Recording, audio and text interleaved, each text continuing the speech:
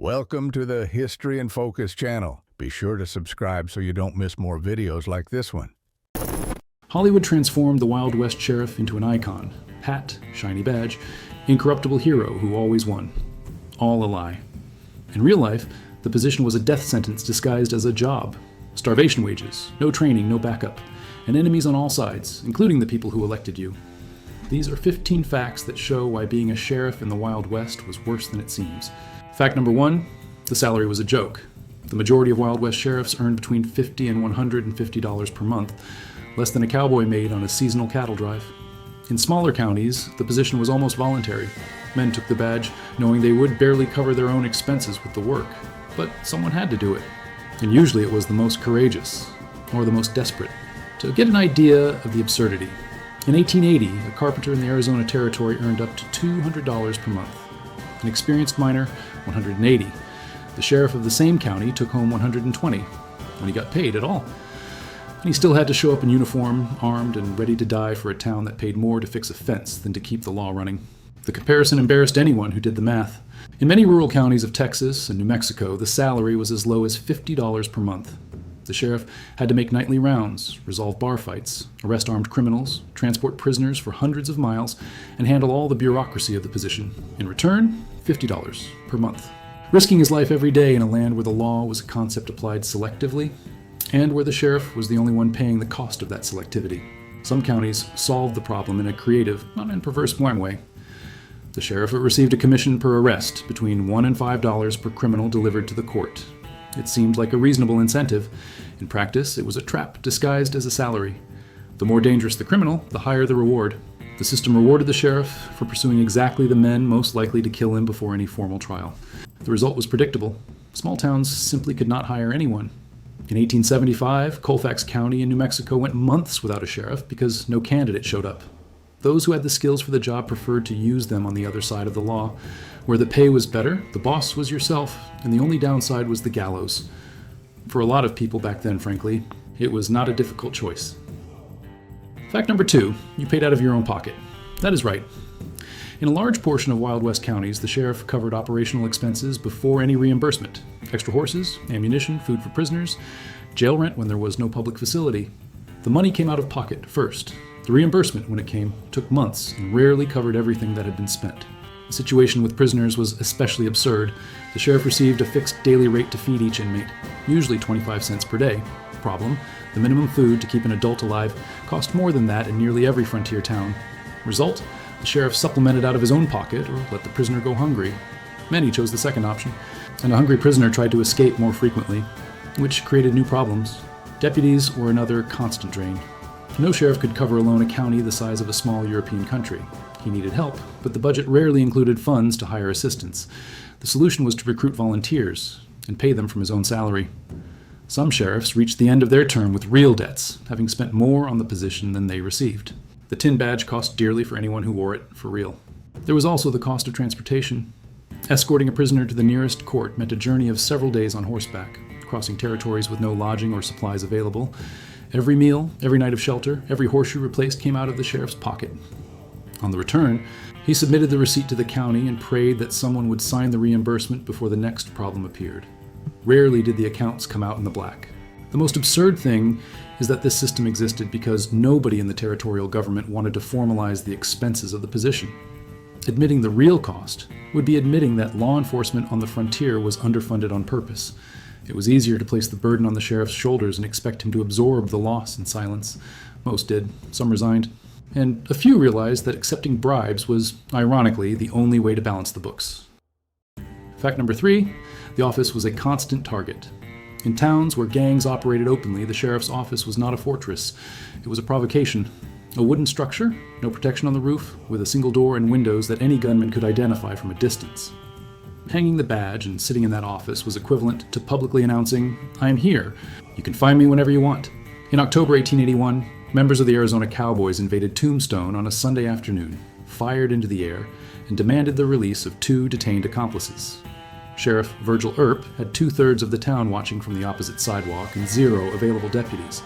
The feeling that the jail was a cage for the sheriff, not for the prisoners, was recurring across the entire frontier. Jesse James was more surgical. His gang did not invade sheriff offices at random. They planned carefully.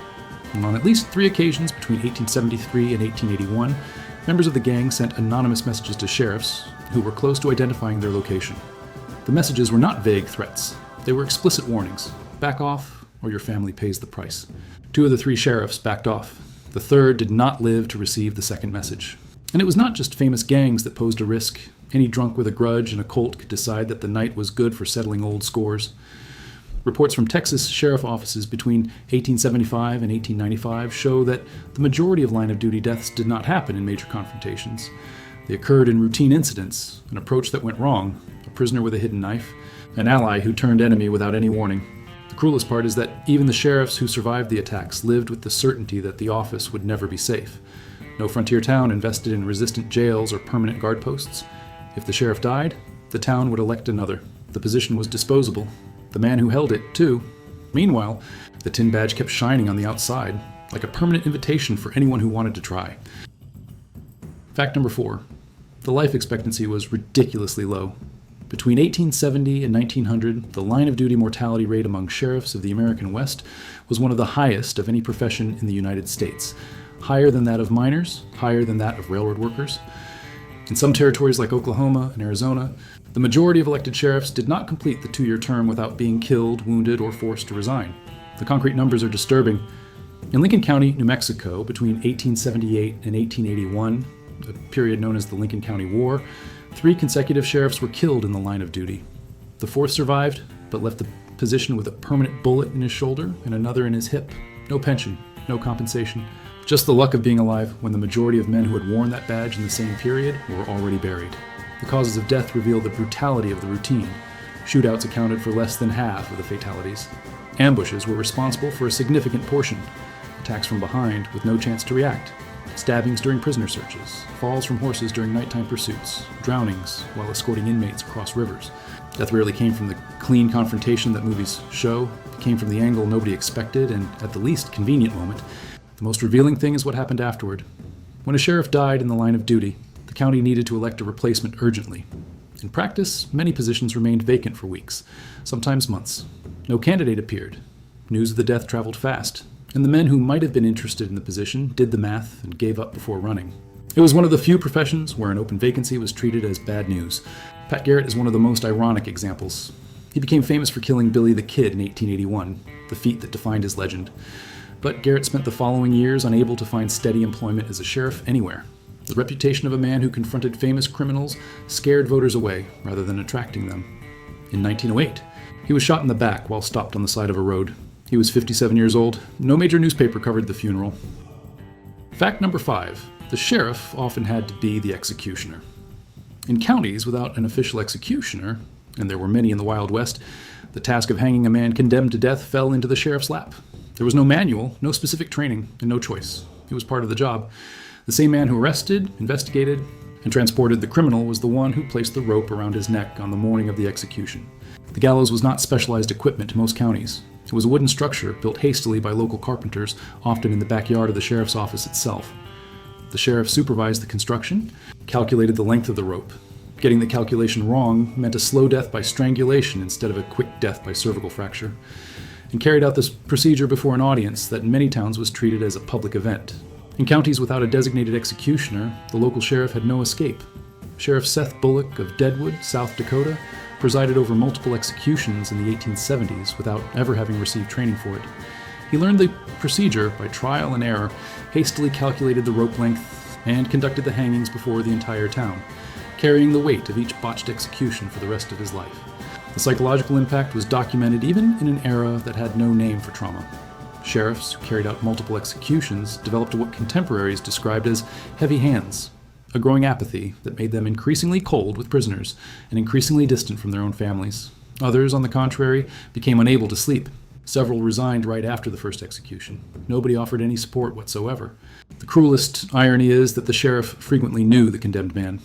On the frontier, communities were small. The man who would be hanged on Friday could be the same one the sheriff had watched grow up, who drank at the same saloon, or who had a respected family in town. Hanging a stranger was already heavy enough. Hanging someone you knew by first name was the kind of thing the position demanded, and that no dime novel ever mentioned. Fact number 6, the territory was immense and unprotected. A single sheriff in the Arizona Territory in 1880 could be responsible for a county of more than 7,700 square miles, an area larger than the entire country of El Salvador. No radio, no telegraph in most rural areas, no reliable communication between the office and any point outside the town. If something happened 30 miles away, the sheriff only found out days later. Cochise County in Arizona covered approximately 6,200 square miles at the height of the 1880s, nearly the size of the state of Connecticut. The sheriff responsible for this entire area? One man on horseback, with no telephone, no radio, with at most 2 or 3 poorly paid deputies spread across strategic points. Any gang that understood this math could operate with near total impunity, and the best gangs understood perfectly. The Arizona Cowboys based their entire strategy on this geographic gap. They stole cattle in Mexico, quickly crossed the border, and dispersed across ranches spread over areas the sheriff would take days to reach. By the time the law arrived, the trails were cold, the animals had changed hands, and there was no witness willing to talk. Distance was not an obstacle. It was the main defense of organized crime on the American frontier. Winter made everything worse. In Montana, Wyoming, and the Dakotas, blizzards could isolate the sheriff's office for entire weeks, block trails, unusable horses. If a crime occurred during a severe storm, the sheriff waited for the weather to improve, and then went out to find evidence covered in snow and trails completely erased.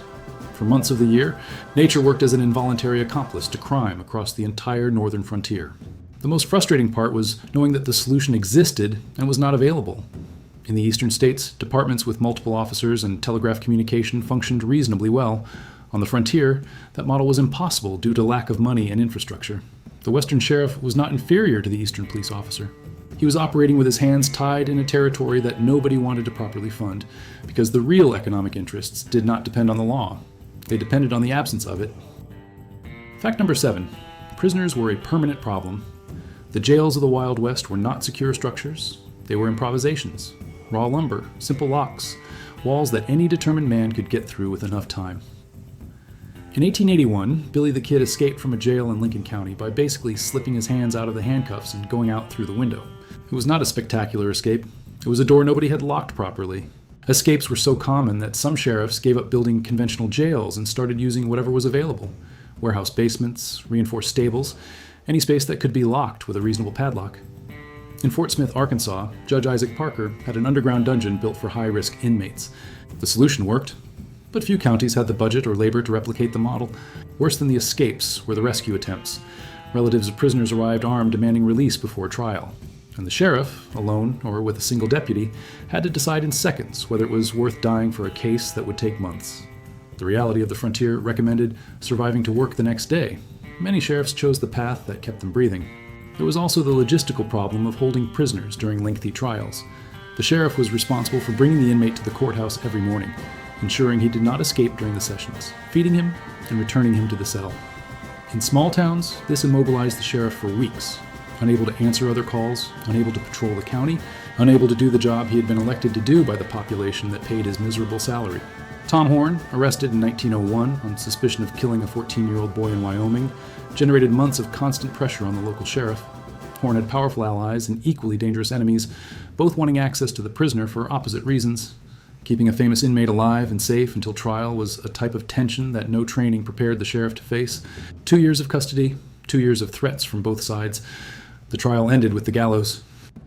Fact number 8. You owed loyalty to whoever elected you. In theory, the sheriff served the law. In practice, he served the people who financed his campaign: large ranchers, saloon owners, mining companies, and gambling house operators. Each of those financiers had an implicit list of expected favors in return, and the sheriff knew this before even taking office. The tin badge came with debts already accumulated. The Johnson County War in Wyoming in 1892 is the most explicit example. A group of large ranchers hired 50 gunmen from Texas to kill small breeders they considered thieves. The local sheriff knew about the plan. He knew it was illegal, and he did nothing because the same cattle barons who financed the gunmen had financed his election 2 years earlier. The border between the law and crime was basically the bank balance of the boss. Sheriffs who tried to break this cycle paid an immediate price. In Tombstone, Virgil Earp lost the marshal position after the gunfight at the OK Corral, in part because he went against the interests of the Cowboys, a group with connections to local politicians and influential merchants. The public narrative was inverted. The Earps became the villains, the Cowboys became the victims. And the electoral system completed the work that the Bullets had not managed to finish on their own. The problem was structural, not moral. There was no public funding for campaigns, There was no regulation on conflicts of interest. There was no mechanism to separate the sheriff from his financiers after the election. The position was designed, intentionally or not, to produce dependents. And the majority of men who wore the tin badge quickly understood that absolute integrity was a luxury that professions simply could not support. Fact number 9. No training, no protocol. There was no police academy in the Wild West, no training school, no manual distributed by the government. The man who won the election on Monday was wearing the badge and carrying the revolver on Tuesday. Without legal guidance, without formal firearms training, without protocol for approaches, arrests, or interrogations. He learned by doing, with the mistakes paid for in someone else's blood or his own. Training, when it existed, came from informal conversations with the previous sheriff, if he was still alive. In many cases, the only inheritance from the predecessor was a worn-out chair, a one-armed .45 caliber revolver, and a poorly organized file with names of people who had caused problems in recent years. The new sheriff stood there looking at it, trying to understand what was waiting for him, without having the slightest idea where to start, and without anyone to ask. Rookie mistakes could be fatal. A sheriff without experience who approached suspects from the front gave the criminal the advantage of the first shot. One who did not understand basic ambush tactics became a predictable target. Stories of sheriffs killed in the first 3 months of their term were not rare. They were documented frequently enough to suggest that the learning curve of the position had a fairly consistent human cost across the entire frontier. There was also the completely neglected legal aspect. The sheriff was responsible for ensuring that arrests were legally valid, but nobody taught him what made an arrest legal or illegal. Many men were arrested using completely invalid procedures, which generated acquittals in the courts. The criminal went back to the street. The sheriff was left with a reputation for incompetence. And the cycle restarted from zero without anyone fixing the root problem. Wyatt Earp and Doc Holliday learned in practice a lesson that no academy would have taught. The difference between being right and being alive was often a matter of speed and willingness to act before being certain. That mentality worked for survival. But in the hands of less balanced men, it produced excessive violence, arbitrary arrests, and abuses that nobody recorded or investigated. Without protocol, the position depended entirely on the character of whoever held it. Fact number 10, the law was different for each group. Applying the law equally to whites, Mexicans, Native Americans, and blacks was not just politically risky, it was practically impossible in a system where the sheriff's voters and financiers were almost exclusively white men with property. Any sheriff who tried to treat everyone with the same rigor discovered that the electorate had a different definition of what everyone meant. In the Texas of the 1870s and 1880s, Mexicans and Texans of Mexican origin lived in permanent vulnerability, even when they had done nothing wrong. Accounts from sheriffs of the era show arbitrary arrests of men simply for being in the wrong place with the wrong face. Ranchers pressured local law enforcement to expel smaller competitors, and the sheriff was the available instrument for that kind of service. Refusing the service meant losing re-election. With Native Americans, the situation was even more explicit. In territories near reservations, the sheriff's jurisdiction was ambiguous in crimes involving indigenous people, but the ambiguity rarely favored the native. Land disputes were resolved by local law, which represented the settlers. Crimes against natives were rarely investigated seriously, and when a native accused a white man, the chances of any real legal consequence were close to zero.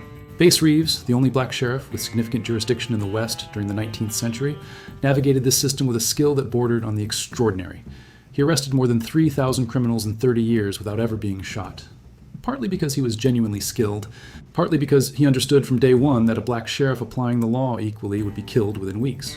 His disguise tactics were not just strategy, they were pure survival. The most disturbing thing is that many white sheriffs of the period were not racist by conviction, they were racist by convenience. They knew that the selective application of the law kept the peace with the electorate and reduced powerful enemies. It was a calculated choice between what was right and what was safe. And the system was built in such a way that the second option was always the most rational for anyone who wanted to stay alive and in office until the end of the term. Fact number 11. Transporting prisoners was a suicide mission. Escorting a dangerous criminal for hundreds of miles to the nearest court was routine for the position, and one of the tasks with the highest mortality rate. On horseback, crossing lawless territories, with the prisoner sometimes shackled to the sheriff's own body to prevent escape. No communication, no backup. With the inmate's friends, potentially waiting around any bend in the road. In territories with few federal courts, the distance between the arrest location and the seat of justice could be 180 to 250 miles. The journey took days. The sheriff needed to stop to sleep, eat, and care for the horses. During each stop, vulnerability was at its maximum. Historical reports record sheriffs killed during transport more frequently than during any other type of operation in the position. It was the most dangerous moment of the profession, The Jesse James gang exploited this vulnerability with precision. On at least 2 occasions, gang members followed sheriffs during transports and attacked them at isolated points, not to rescue anyone, but to send a message about what happened to those who pursued them seriously. It was effective. Several sheriffs in Missouri in the 1870s simply stopped investigating crimes with any connection to the James group. The solution found by experienced sheriffs was to disguise the transports, leave at night, use alternative routes, change the itinerary at the last minute. But this created a new problem. The more secret the transport, the greater the risk that the prisoner himself would try to escape without witnesses. The tension between external security and internal control turned every trip into a balancing act where any mistake, in any direction, could be final. Pat Garrett solved the problem of transporting Billy the Kid in a way that no manual would recommend. He did not transport him. He waited at the location where he knew the fugitive would be and shot in the dark without warning. Morally questionable, legally murky, but it worked. And Garrett survived, unlike several other officers who tried to escort the kid through the conventional route. In the Wild West, the safest method was rarely the most honorable. Fact number 12, corruption was the safest path. It was not a moral choice, it was frequently a matter of survival. In towns where saloons, gambling houses, and brothels represented the largest source of local revenue, the sheriff, who tried to crack down on these activities with rigor, created powerful enemies willing to spend money to eliminate the problem. The sheriff who accepted the bribe had allies instead of enemies, and stayed alive. Tombstone, Arizona, in 1880 was the perfect example. The gambling and drinking businesses generated more money than silver mining in some months. The owners paid enough to ensure the law looked the other way at the right time. Sheriff John Behan was widely known for his connections to the cowboys. Everyone knew. Nobody did anything. It was the system functioning exactly as it had been designed by the interests that sustained it. Systematic corruption was not merely tolerated, it was expected. Merchants who needed protection paid. Saloon owners who wanted to operate beyond legal hours paid. Brothels that wanted advance warning about law visits paid. The sheriff, who refused all of this, was telling the community he preferred to be poor and righteous in a profession that paid poorly and would kill him early. Few had the appetite for that level of idealism on the frontier. But corruption had its own price. The sheriff complicit with organized crime gradually lost any real authority over the territory. The violence did not decrease, it only became more organized. Outsiders kept dying.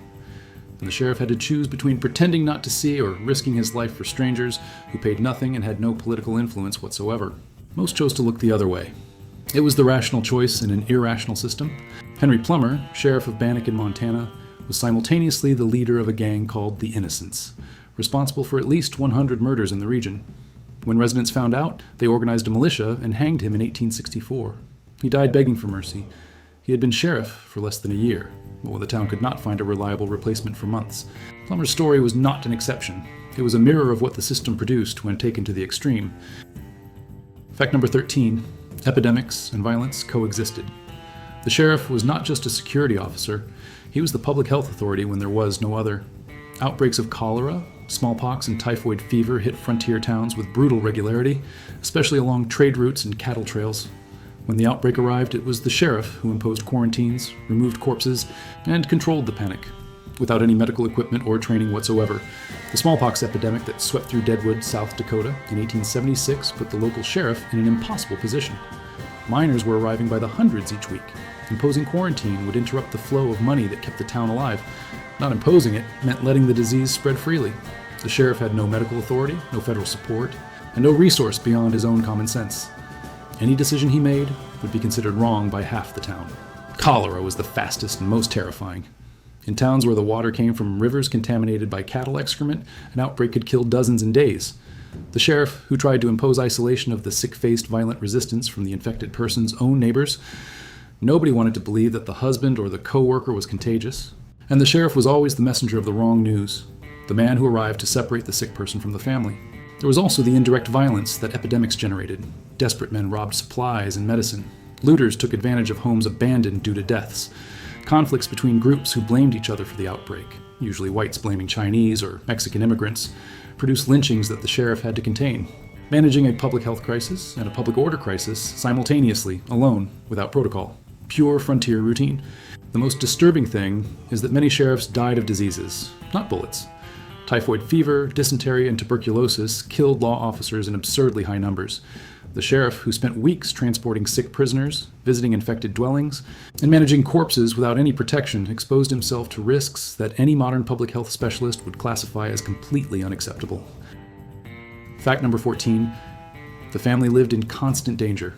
Being a sheriff was not an individual risk, it was a family risk. Enemies of the position rarely limited their hostility to the sheriff himself. Threats to the wife and children were documented. Intimidation tactics, used by both organized gangs and individual citizens, with scores to settle. The sheriff's home was the most vulnerable point, and everyone in town knew exactly where it was. Virgil Earp survived the gunfight at the OK Corral in October 1881. 2 months later, members of the Cowboys ambushed him on a dark street in Tombstone and left him permanently crippled in the left arm. But before attacking Virgil, the group had already threatened his wife with explicit messages.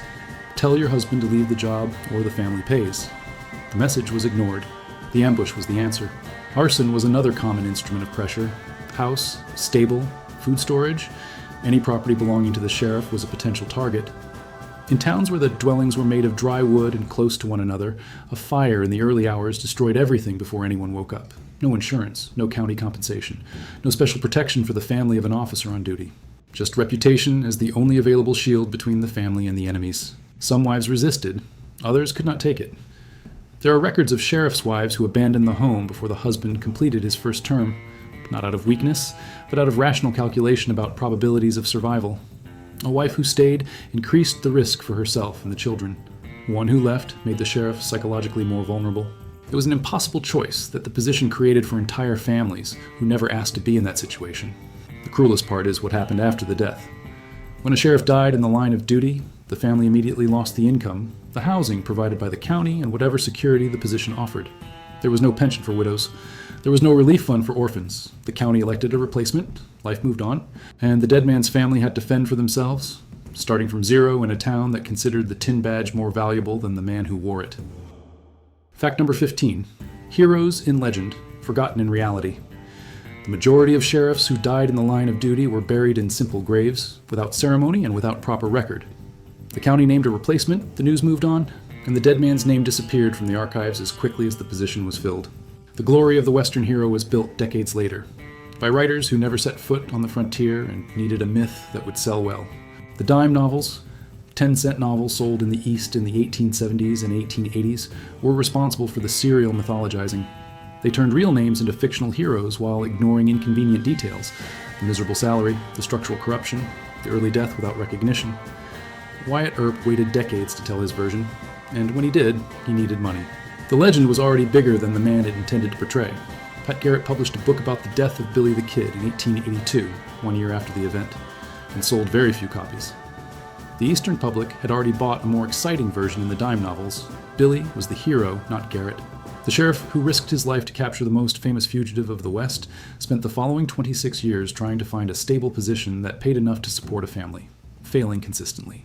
The anonymous sheriffs had even quieter fates. No book, no interested journalist, just a misspelled name in a county record and an unmarked grave in a small-town cemetery that may no longer exist.